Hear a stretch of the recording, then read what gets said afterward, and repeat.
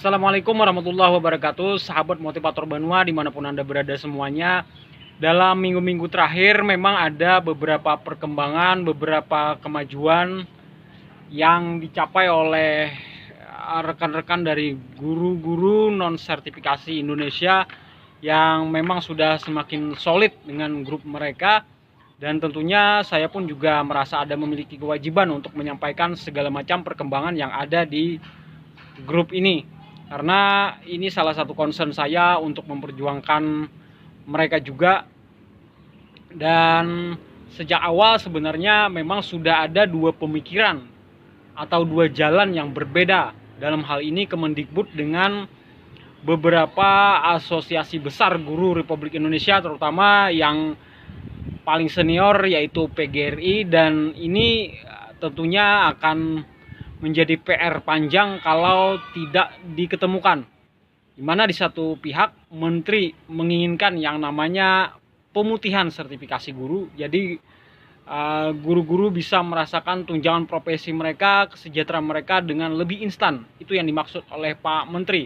Tidak lagi memakan banyak energi, waktu, dan biaya yang tidak perlu untuk segera pemerintah bisa konsentrasi membangun kualitas guru-guru berikutnya di dalam program terutama PPG Prajabatan. Nah, itu nantinya yang akan difokuskan. Itu pemikiran Pak Menteri. Namun di satu sisi PGRI juga dengan kekeh mempertahankan bahwa pemerintah katanya harus tetap menjaga marwah undang-undang guru dan dosen. Nah, karena itulah yang membedakan profesi guru dengan ASN lainnya, dengan profesi-profesi lainnya. Ada keistimewaan buat para guru, itu yang diinginkan oleh PGRI. Nah, cuma dampaknya adalah dengan konsep PGRI ini, guru-guru nantinya akan mengikuti proses yang agak lebih ribet. Nah, terutama dengan hadirnya beberapa tahun terakhir, yaitu PPG atau program pelatihan guru. Nah, kalau saya punya pemikiran, kenapa dua aliran ini, dua mazhab ini, dua kubu ini, kubu Kemendikbud yang memiliki satu ide dengan rancangan undang-undang Sisdiknasnya, dan PGRI di satu sisi dengan pertahanan undang-undang guru dan dosennya, kenapa harus terpaku pada dua hal ini? Karena kalau kedua-duanya sama-sama ngotot, kedua-duanya sama-sama kekeh, yang jadi korban pasti guru-guru yang masih belum tersertifikasi ini. Karena mereka pasti akan lebih panjang lagi jalannya, lebih lama lagi menunggu, lebih banyak energi yang tercurahkan untuk memikirkan masalah sertifikasi guru ini. Padahal di satu sisi menteri juga sudah memberikan janji-janji. Nah, dalam berbagai kesempatan, jadi boleh dikatakan Pak Menteri saat ini termasuk orang yang PHP kepada guru-guru ini. Nah, there's no other way, tidak ada jalan lain lagi. Kedua belah pihak ini harus bisa duduk bersama.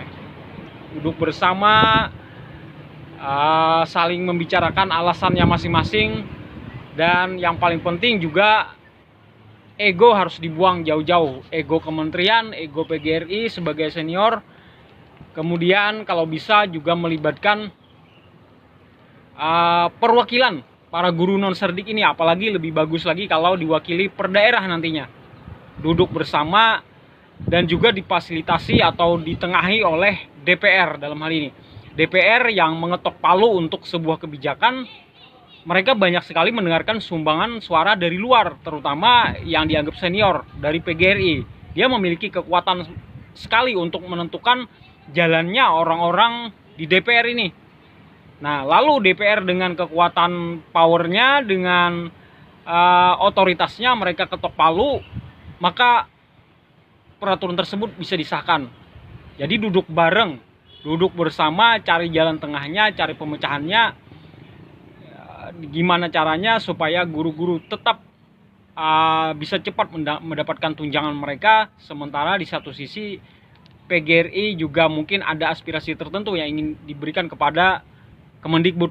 Nah, Kemendikbud juga sama-sama membuang egonya untuk bisa duduk bersama.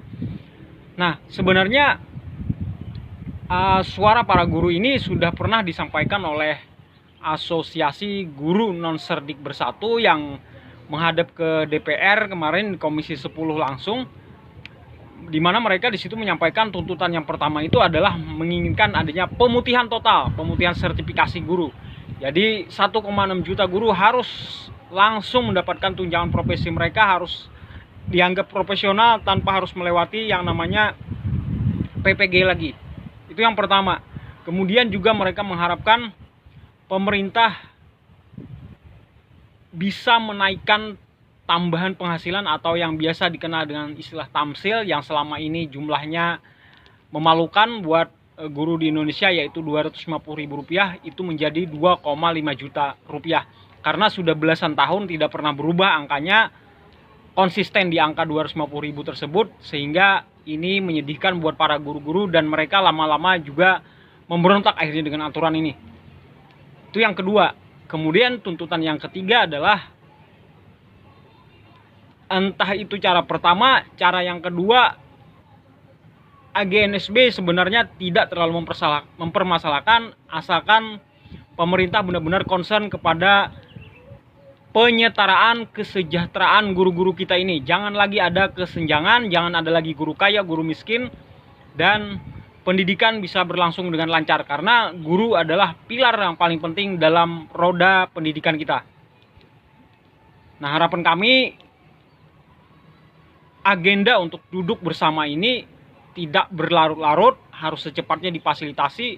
Kebetulan kami juga sudah terkoneksi dengan Pak Indra Karismiaji dan juga dari tokoh PGRI kebetulan, dan insya Allah dalam waktu dekat ini mereka akan membantu kita untuk menginisiasi pertemuan tersebut, duduk bareng antara Kemendikbud, PGRI, guru-guru non-serdik, dan dibantu dengan DPR nantinya. Mudah-mudahan ini bisa terlaksana dan semua bisa berlangsung lancar sesuai dengan harapan kita bersama. Billahi taufiq wal hidayah. Wassalamualaikum warahmatullahi wabarakatuh.